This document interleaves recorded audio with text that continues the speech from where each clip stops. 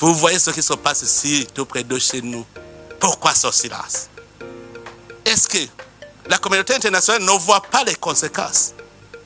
Je vous dis que si ça continue comme ça, la guerre risque d'être généralisée dans la région. Parce que le peuple ne peut pas se laisser faire.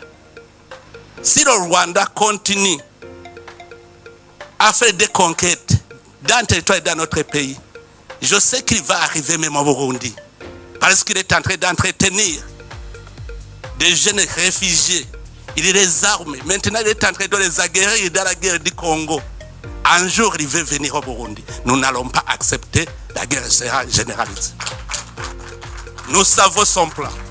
C'est qu'il est en train de préparer quelque chose contre le Burundi.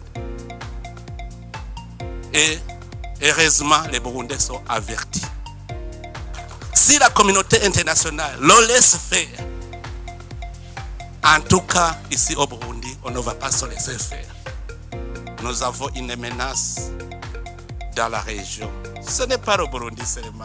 La Tanzanie, l'Ouganda, le Kenya, c'est à toute la région, c'est une menace. Si l'Est du Congo n'a pas la paix, la région n'a pas de paix.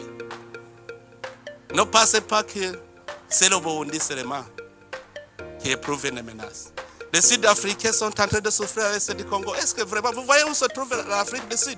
Mais l'insécurité à l'Est du Congo a des conséquences sur l'Afrique du Sud. N'est-ce pas, monsieur l'ambassadeur? Donc, au point de vue sécuritaire, seulement nous avons cette menace à l'Est du Congo. Si vous laissez les choses se détériorer comme ils sont, sachez très bien que les conséquences seront néfastes. Et chaque pays va se débrouiller lui-même. Mais vraiment, moi j'ai un plan que j'avais proposé à la région. Je sais que si ce plan était respecté, on serait en paix. Parce que vous savez, si le Rwanda justifie sa présence par la présence des FDLR, est-ce que ce n'est pas une question qui peut être résolue pacifiquement? Sacrifier le peuple congolais, tuer des millions de gens, sous prétexte qu'il y a une menace. Est-ce que cela ne peut pas être réglé sans verser le sang des innocents? Je sais que les RDC et le Rwanda peuvent s'entendre très bien sur la gestion de ce mouvement.